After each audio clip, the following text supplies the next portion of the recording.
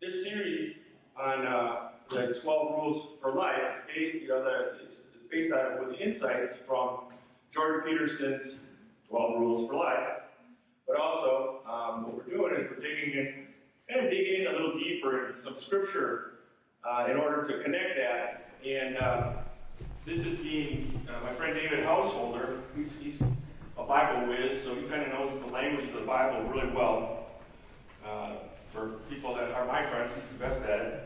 And so we've been cooperating, kind of putting this together. And so this right now live, he's down in Orange County at the well at Surf City over at Huntington Beach. He's doing a message, but his messages are different than mine. It's kind of fun just to take a look at the differences. And here, if you see up on the screen, bereanedbible.com, that's a website that we have. And that website reflects, it'll have both messages. It also has Jordan Peterson's actual lectures, brief lectures, just on those points of each week. And so it's kind of and it has some study questions. And these study questions can be done by yourself, can be done with your friends. It's the type of thing even today. I mean, after worship, you eat a bar, have a cup of coffee, sit down with somebody, and just pick one or pick two of them.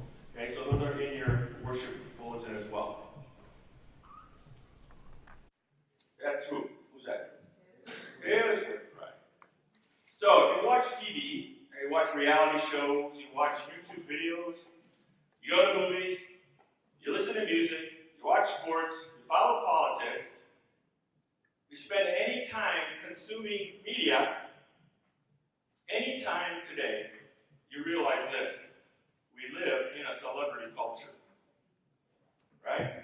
We live in a celebrity culture. And because of this, it's really difficult for celebrities to avoid the spotlight.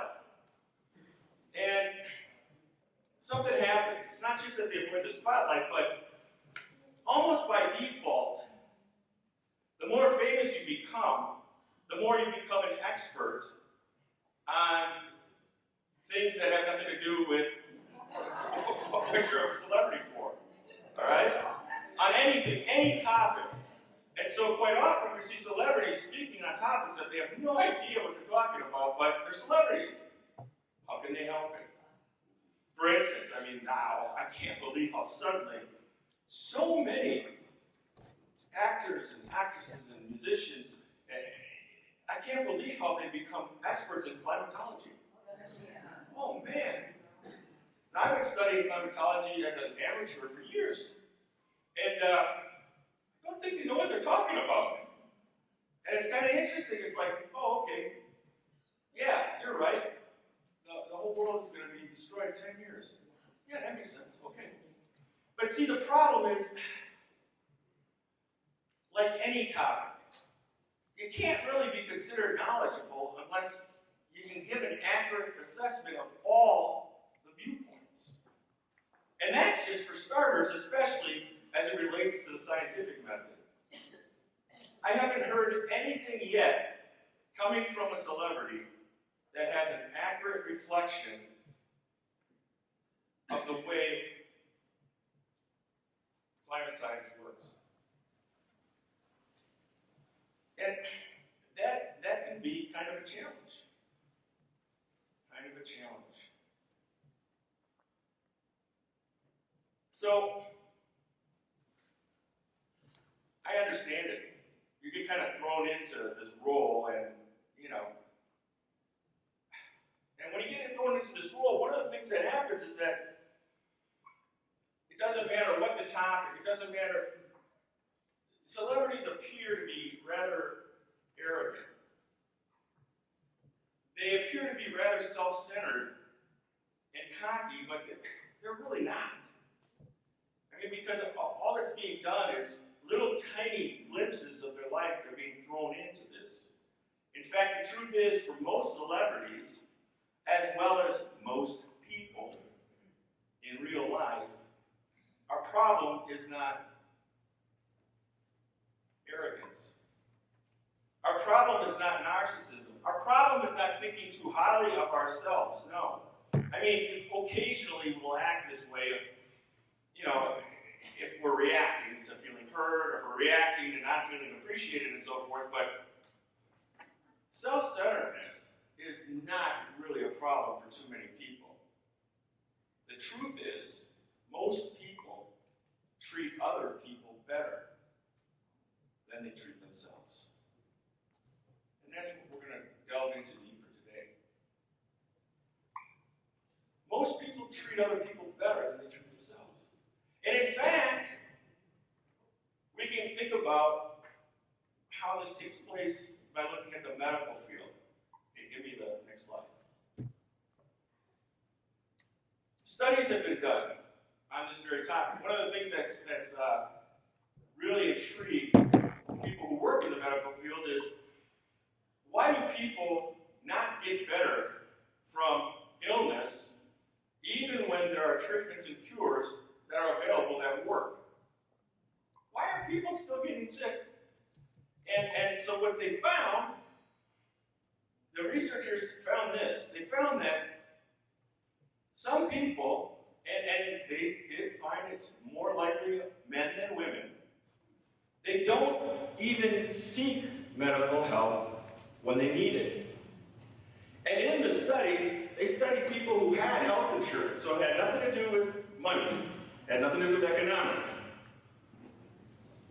They discovered that there's a lot of people who don't seek medical help, even though it's available, they can afford it. That's kind of weird, huh? How many of you know anyone in your life who didn't seek medical help even though they ought to have? The whole room has their hands raised, by the way, those of you who are watching this. Well, here's what else they discovered. When people did go to the doctor, many didn't do what they were told to do. Here's an example. Now, this has been researched by more than one study, because it sounds so weird you won't believe it. When people are given a prescription, in the United States, this is a study. For example, 33% of people who were given a prescription didn't actually follow up and get the prescription filled. 1 out of 3 people didn't get the medicine they needed. Now, you take the rest of the 66% who did go and get the prescription fulfilled, half of those people, they didn't take the medicine properly, or they just didn't take it at all, or they took it for a little while and then quit. So basically, there is a health crisis in the United States, but it doesn't have a lot to do with we have lousy doctors. It doesn't have a lot to do with there's no access to health care. It has way more to do with a third of all people don't even get the prescription, and half of the rest of the 66, which would be another third, so 66% of the people in our country on purpose,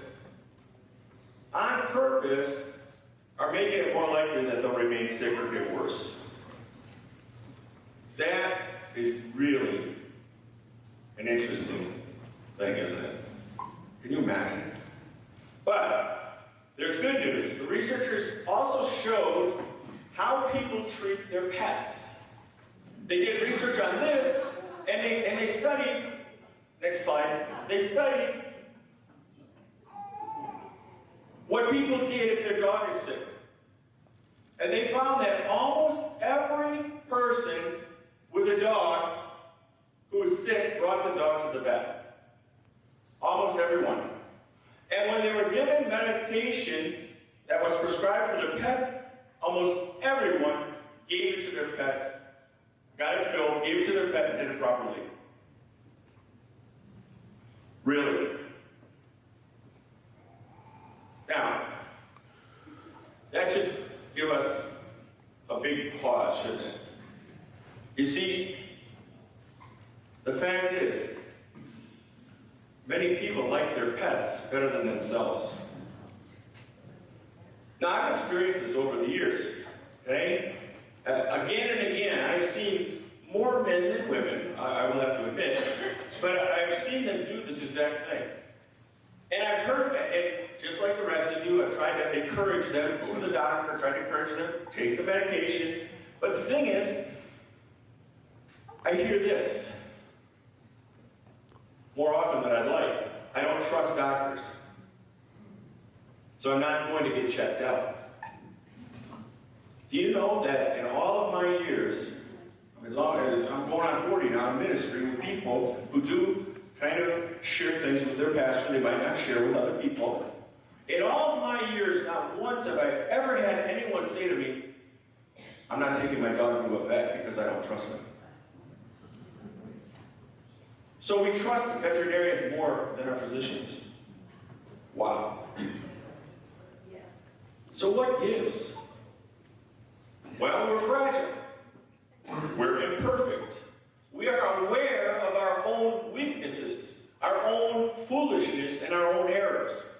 We know everything we ever did.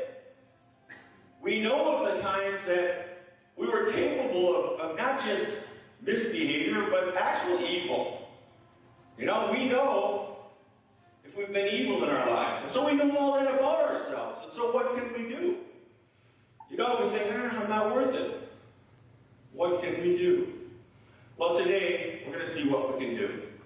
We're going to see what it means to have an attitude toward yourself that you would have for someone that you genuinely care for. Have an attitude towards yourself like as if you are a guardian for yourself. I mean, some people become foster parents, or some people become guardians. And can you imagine a foster parent not giving their child treatment for an illness?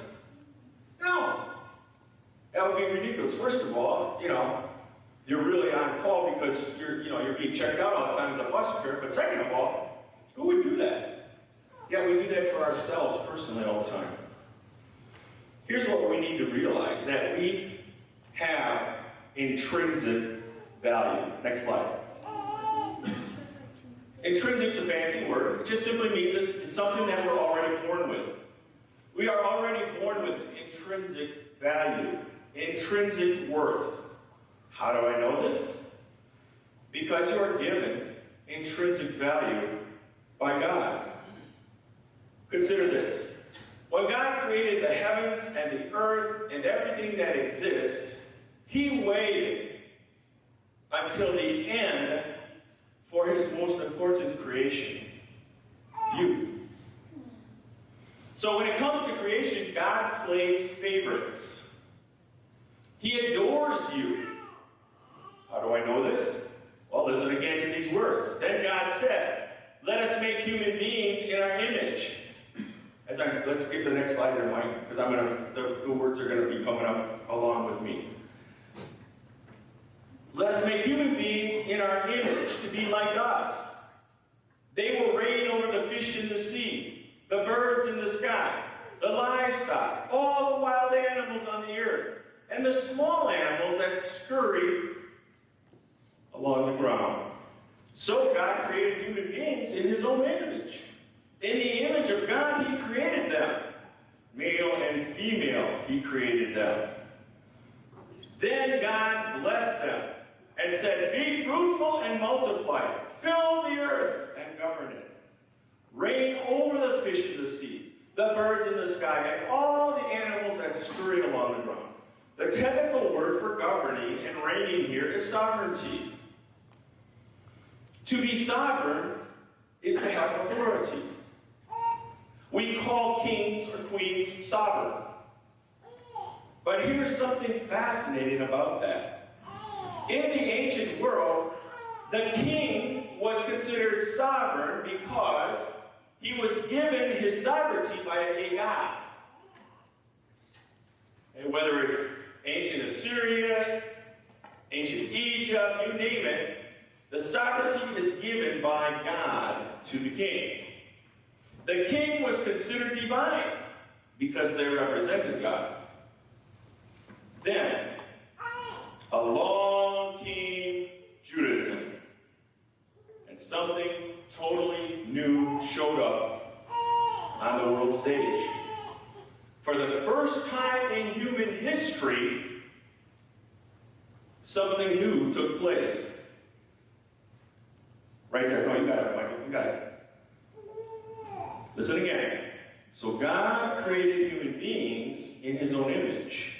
In the image of God, He created them, male and female. He created them. You see what's happening here? How is this totally different than all of human history up to that point? Here's how. It's not just the king who has the divine attributes of God. It's not just the king who represents God. Every single person is created in the image of God. Everyone is meant to be a representative of God. And so our sovereignty, our authority is given to each one of us as an individual. You individually are given sovereignty, given authority by God to rule in the world. Individually, I say. Because all of this is coming from Him. This is why we all have intrinsic worth. We are all valuable. You've heard me say this before, and I say it again. You are God's son. You are God's daughter.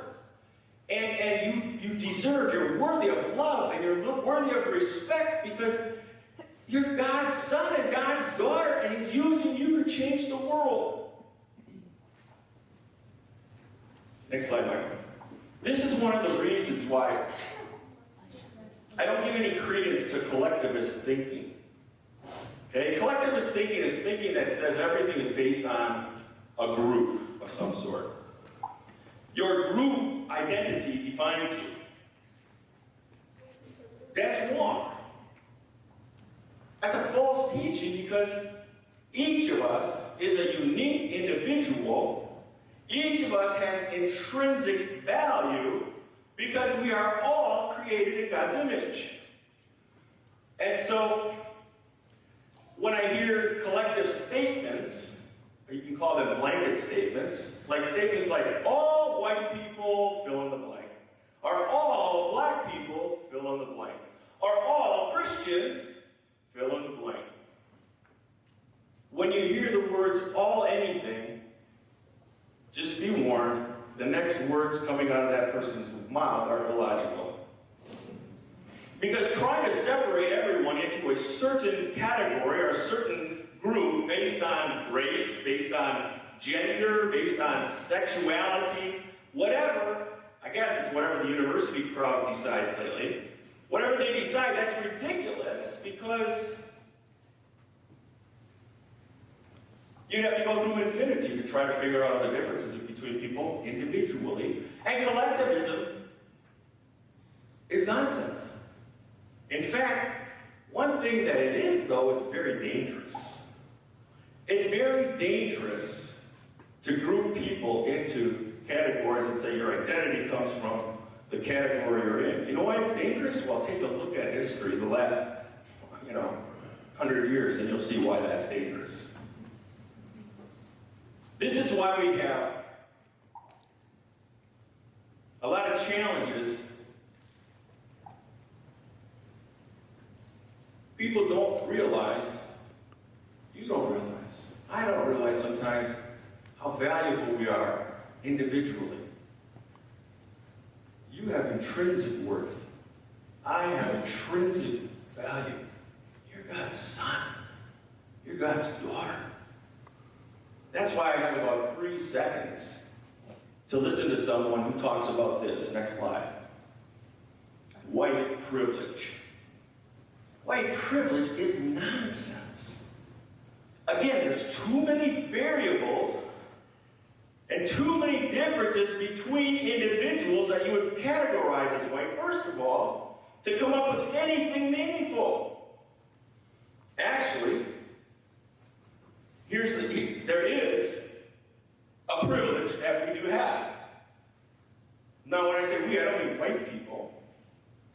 I just mean all people. We have a privilege. Here's the privilege. It's called Imago Dei privilege.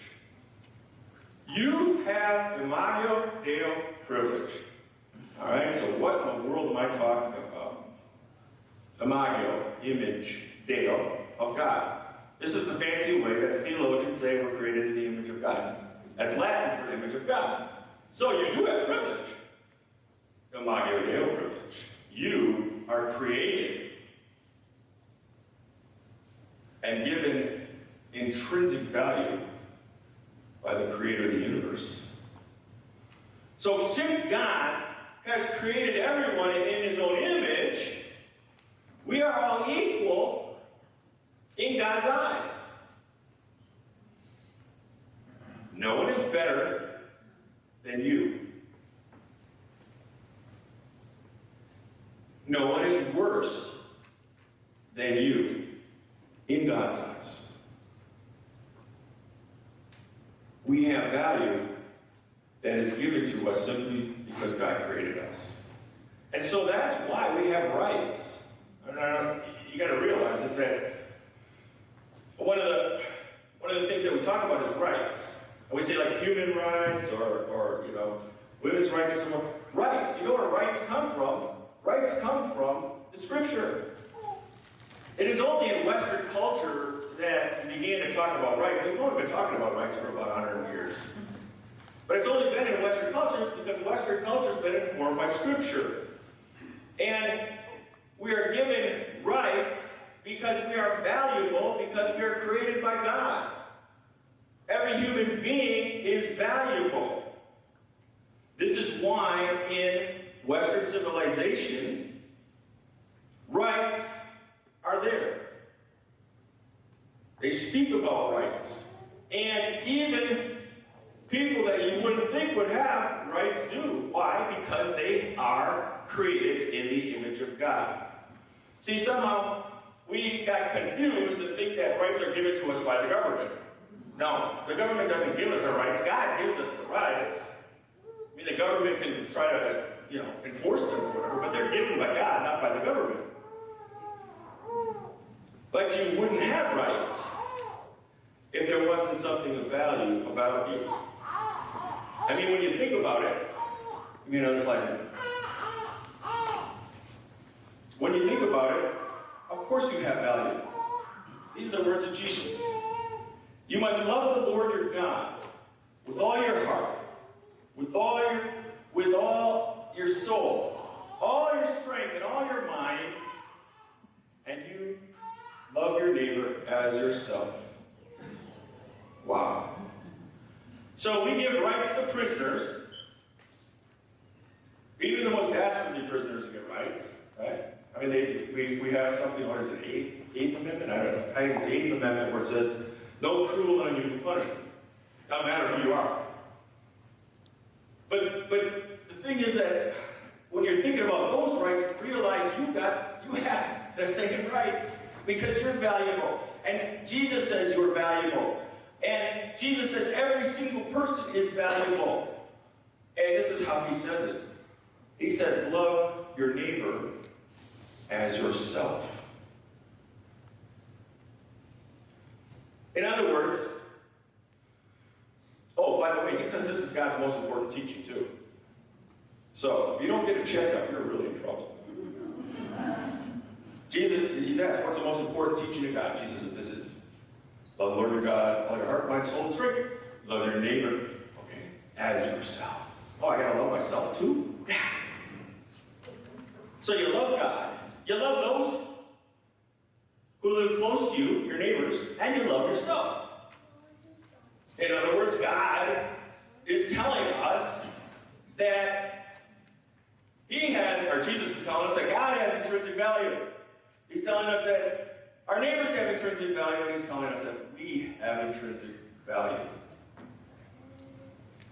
But many people struggle, including people in this room, including people speaking to you right now. Many people struggle with the loving yourself part. I'm no good. Actually, I'm pretty terrible. Why should I even be here? I'm just wasting space. There's a lot of people. Those are the thoughts in their minds day to day, including some here.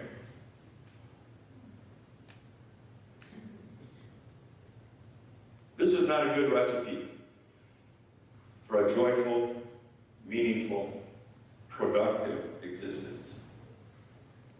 And other people who love you, they're not going to be too happy with you if you feel that way about yourself. Even your dog would rather have you love yourself, please.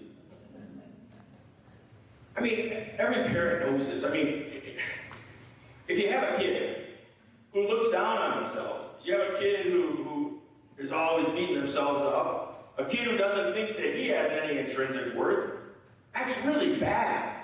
And as a parent, that hurts deeply. Well, then why in the world are you doing this to yourself? If you feel this way, things aren't going to work.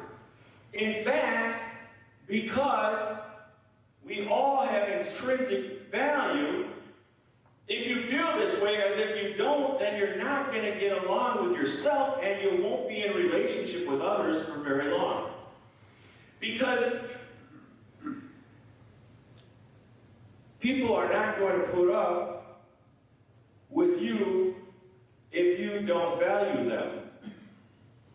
Nobody wants to be in a relationship with somebody who doesn't value them. Well, if you don't value yourself, it's the same thing. So rule 2 is treat yourself like someone you are responsible for helping.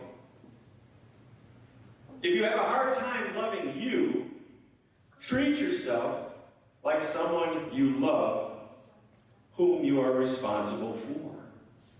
Next slide.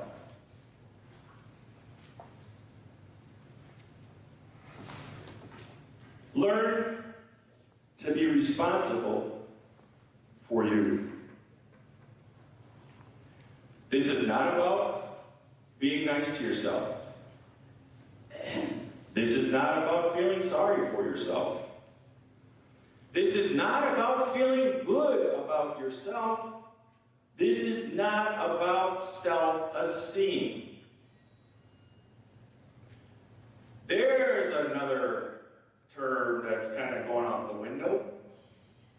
I mean, the idea that you somehow can give somebody else esteem, or you can do a curriculum in self-esteem. No, doesn't work. The research is clear.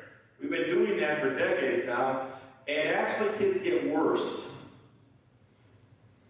because they're just being told again and again, oh, you're wonderful, you're special, and all that, but they're not being celebrated for being responsible and for achievement and the things that they do. And it goes back once again to intrinsic worth. You are already totally valuable. Someone doesn't have to give you worth. You are already created in the image of God. And it's the cornerstone of our whole civilization that you realize this. And that you are responsible for responding properly. Even independent of what you think about yourself, you are to detach yourself from all of the negative self-talk that's going on in your head. Oh, that seems kind of mean. No. You and I have a moral obligation to love ourselves and to realize our worth. A moral obligation. Why? Because you make the world a worse place when you don't take care of yourself. You have value as an individual. And the more of us who don't take care of ourselves, the darker the world becomes. And so, yes, it's a moral obligation to take care of yourself.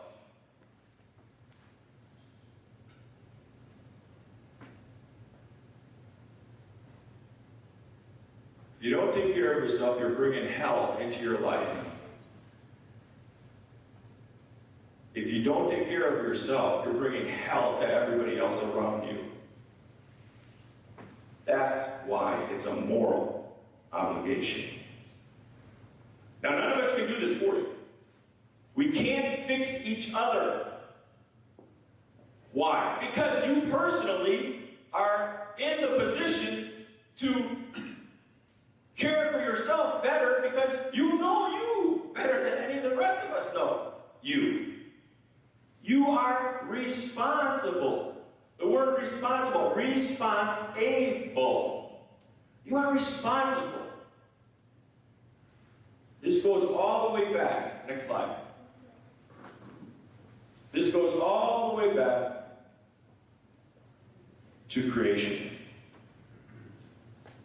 Here's how Jordan Peterson sees this. I quote, if we wish to take care of ourselves properly, we would have to respect ourselves, but we don't.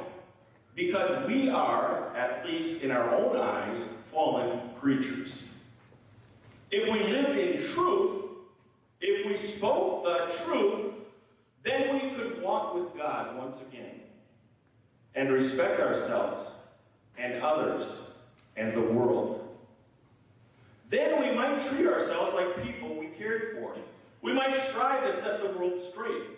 We might orient it toward heaven, where we would want people we cared for to dwell, instead of hell, where our resentment and our hatred would eternally sentence everyone.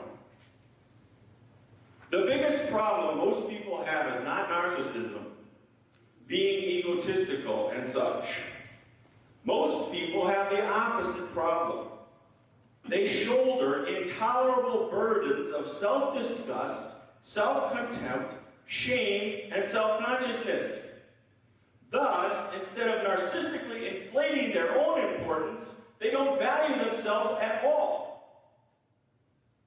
And they don't take care of themselves with attention and skill. It seems that people often don't really believe that they deserve the best care, personally speaking. They are excruciatingly aware of their own faults and inadequacies, real and exaggerated, and ashamed and doubtful of their own value. They believe that other people shouldn't suffer, and they will work diligently and altruistically to help them alleviate their suffering.